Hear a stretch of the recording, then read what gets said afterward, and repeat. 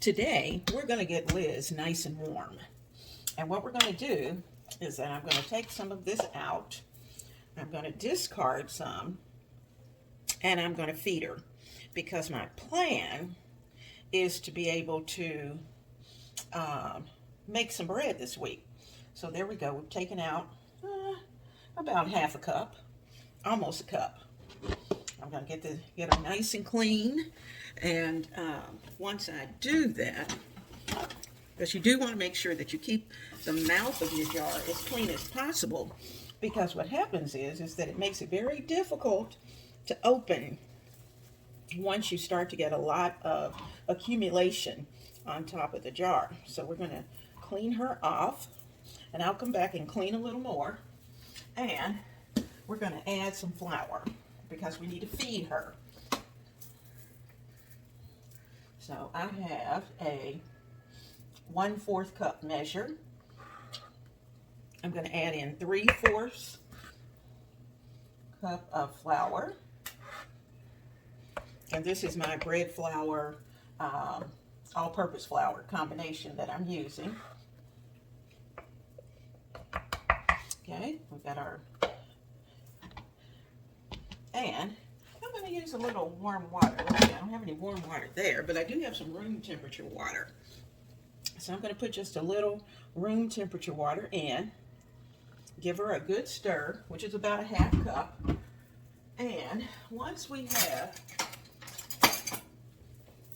Liz all stirred and ready to go, then I'm going to put her in a nice warm place and let her get happy again. Now, she's probably pretty hungry. She's been in the refrigerator for about a week. So we've got to wake her up and say, hello, it's time to make some bread. Now, as you're stirring, you do want to make sure that you're getting all of your starter off the bottom.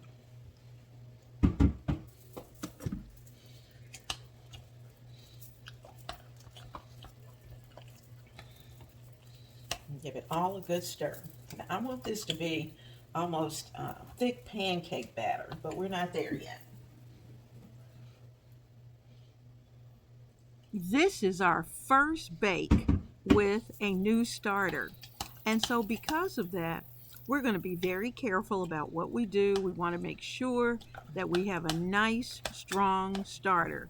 And that's the reason why I'm just very carefully putting water in until I get the starter to the consistency that I need. Then I'm going to get her nice and warm, let her sit overnight. I'm making sure that I scrape the bottom of the jar because I want to get all of that good starter off the bottom. Okay. I'm going to take all of that out, put it back into the jar. You see it's pretty thick. And you'll get to the point where you can just see how you want your starter. And so what I'm going to do is to get a spatula, clean off the sides, because I do need to be able to see in there. So I can make sure that when she starts to rise, that I know she's ready. There we go. Got everything going. There we go. Sides are nice and clean. Liz is well fed. And we're going to sit her in a warm place. Now, what I'm doing today, my house is a little chilly. So what I've done is that I put my crock pot on warm just long enough to warm the environment. And I have a towel inside. And I'm going to put the top on Liz.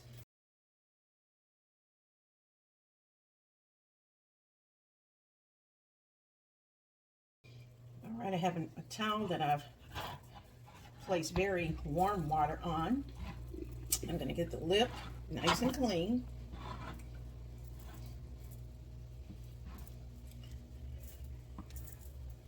Cleaned up the lid, and I'm just going to sit the lid on top.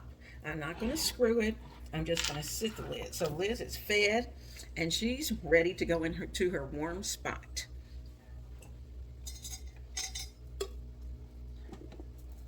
This is a game changer for me. I'm able to put Liz, my starter, inside of a nice warm crock pot on warm, covered with a towel, and sit her there and let her rise.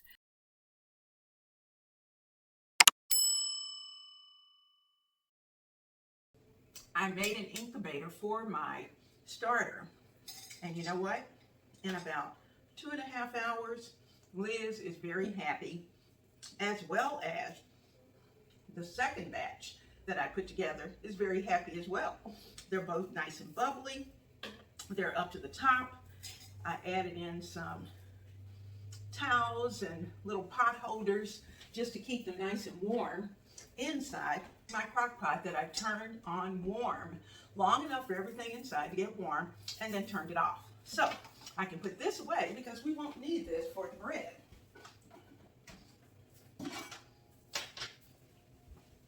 Now, what we're going to do is that we're going to, I have 1.5 cups of water that I'm going to place in the microwave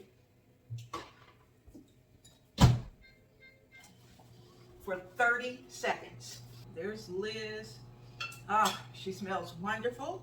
I'm going to pour 1/2 cup into my bowl.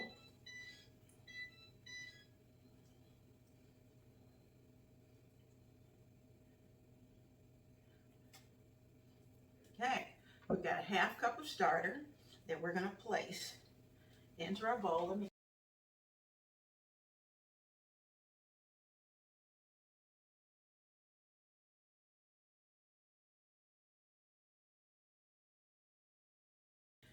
Now, Liz is happy.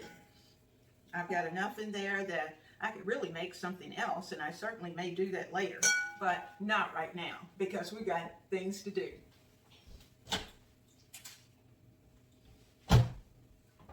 Half cup of water, and I'm going to test it to make sure that it's not too hot, and it's not. We're going to need I'm going to use my whisk to start off. Now I'm going to place the 1/2 cup of water in with the starter and get it well mixed.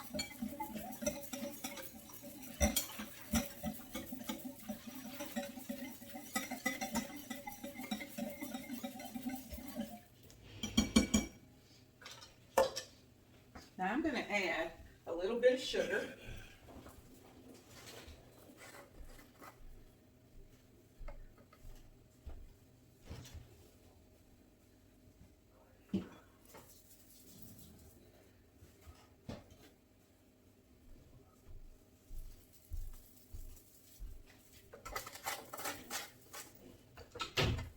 Sugar is optional. You could certainly use honey. I'm using sugar because that's what I have presently. And we're going to mix that up. We need 3.5 cups of flour. This is 1/2 cup. So we have 1, 2, that's 1 cup, 3, 4, 2 cups, 5, and I'm going to do 6. I'm not going to put the last half in just yet. We'll wait and see if we need it. So we have in 3 cups at this point. And start to mix.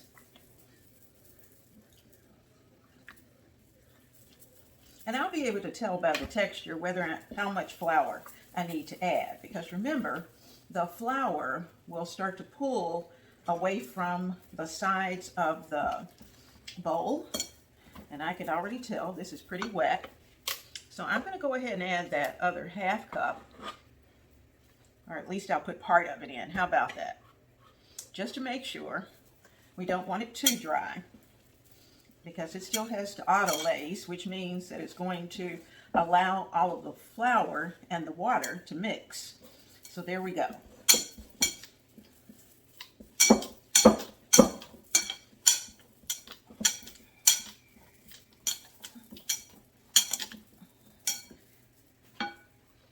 Sprinkle the rest of that 1/2 cup in. And if we need more flour, we'll add it on the board when we're putting our actual bowl together.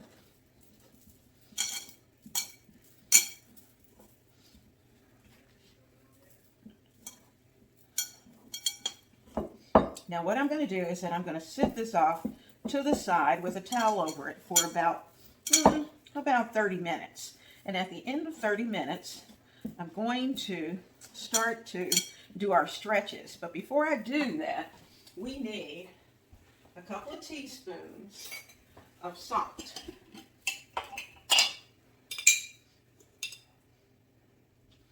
So I'm going to sprinkle 1 and 2. We have our 2 teaspoons of salt because salt will bring the flavor out in the bread. Okay, now 1 more stir.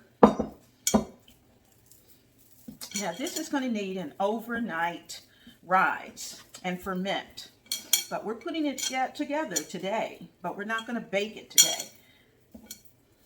Once we finish all of the stretch and folds, we're going to take the time to let this sit on the counter covered and sit for about at least 2 hours. Now, that's not an exact science, at least until it gets nice and warm, and you'll start to see some more changes in the bread dough itself. Remember, this is not yeast based, so because of that, you're not going to see that big puffy dome.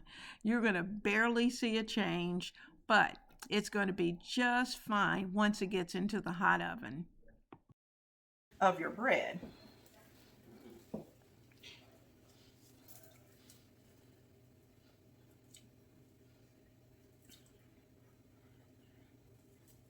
There we go.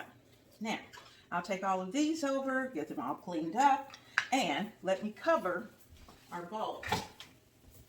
I'm not going to lock it down. I'm just going to give it a cover, 30 minutes, and we'll be right back.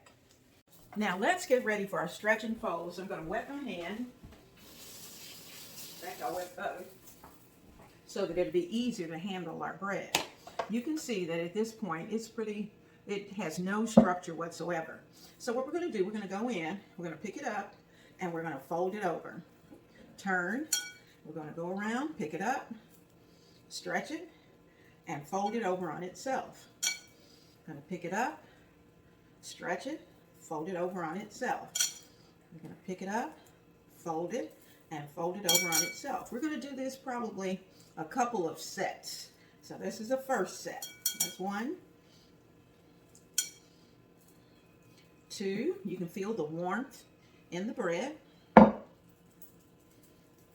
3.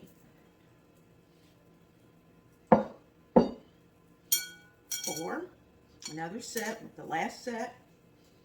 1. 2.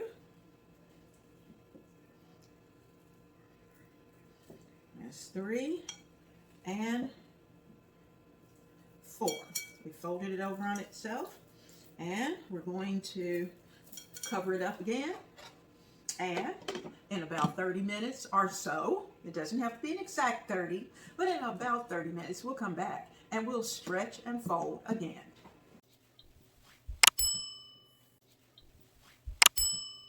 My friends, with a wet hand, we're going to go in for our second stretch and fold.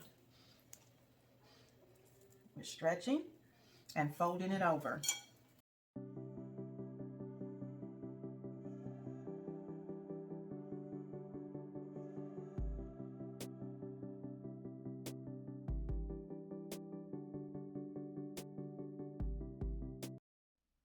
We are learning the skills that our mothers and grandmothers used years ago.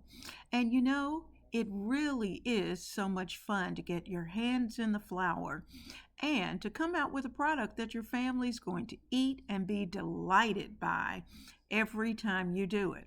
And it makes you feel so good when you see that beautiful bread come out of the oven. And oh my goodness, we won't even talk about how good your house is going to smell, because baked bread smells amazing. All right, we're ready for our third stretch and fold. Let's do it. You can see our bread there. My hand is nice and wet. Oh, that's nice. Look at that. Fold it over on itself.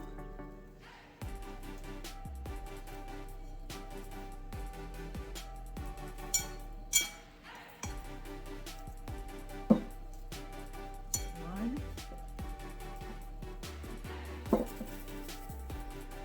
two, three, and four. Two sets of stretch and folds. We're gonna let it sit for another 30 minutes for one more stretch and fold.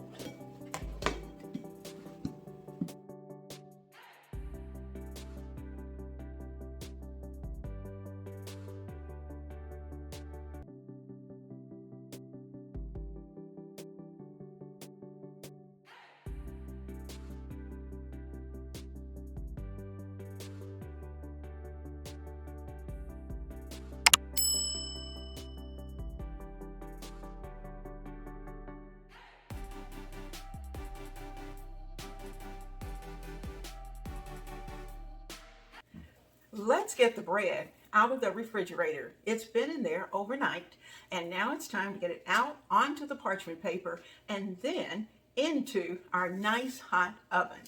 Now, I set the oven on 425, and I think that's where I'm going to cook it. And so I'm going to put the Dutch oven into the oven so it can get nice and hot, and then we'll be ready to actually put the bread in and have it ready to go, because it's going to be delicious. And keep this in mind too, it takes about 20 minutes with the top on, and then it's going to take about another 20 minutes with the top off for it to finish baking. But we've got some things to do here, so stay right here. Sprinkle just a little bit of flour on the surface, just a little bit, just enough to get it keep it from sticking too bad to our parchment. I don't think it will. And we'll take it out of the container that it's been resting in. Oh, it looks good. All right, we're going to take it out. And she looks amazing. Now I'm just going to take a minute, because remember, this is nice and cold. So I'm going to play around with it just a little bit. We're going to get it into a nice tight ball, because she's ice cold.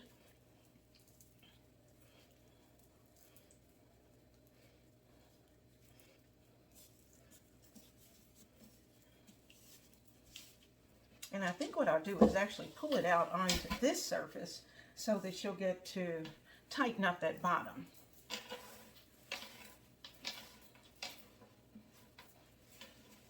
Now what we're doing is that we're tucking underneath. Okay, now she's ready to go back over here. And what we're going to do now is that we're going to do a little bit of decorative work. So I have a serrated knife that I'm going to see what I can cut in the top. Now, I think I'm going to start light.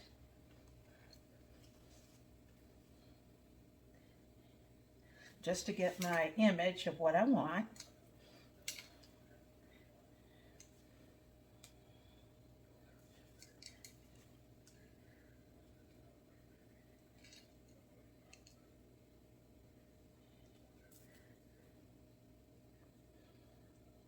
I wanted an ivy leaf on top.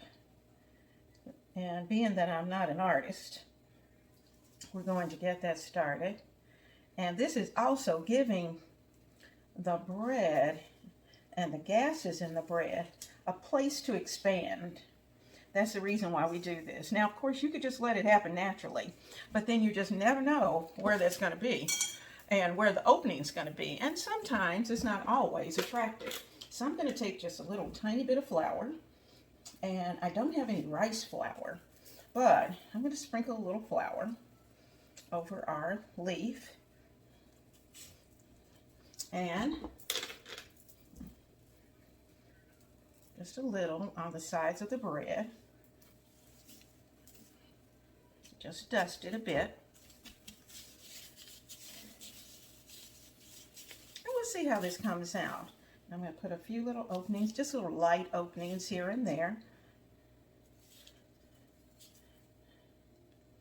Now you notice I brought the scissors because we certainly could have made these openings with scissors. Just little snips.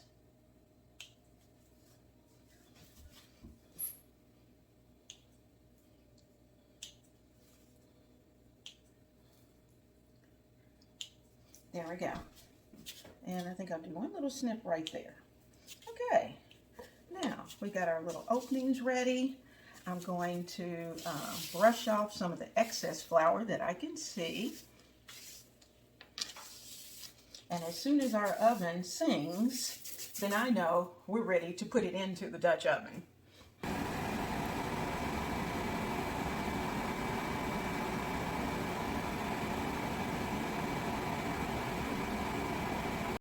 Our oven is nice and hot, and I'm going to get the Dutch oven out.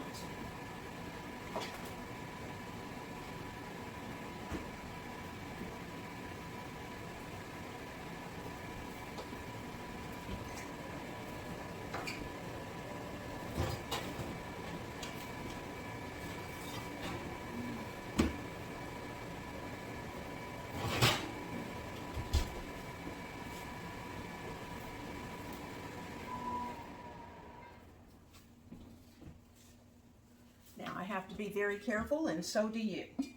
All right, our Dutch oven. Be careful with your hot pots and tops. We're going to use the sides of our parchment as the handles, and we're going to slide this right down, drop it into your hot Dutch oven, and place the top on. All right. It's ready to go into the oven for 40 minutes.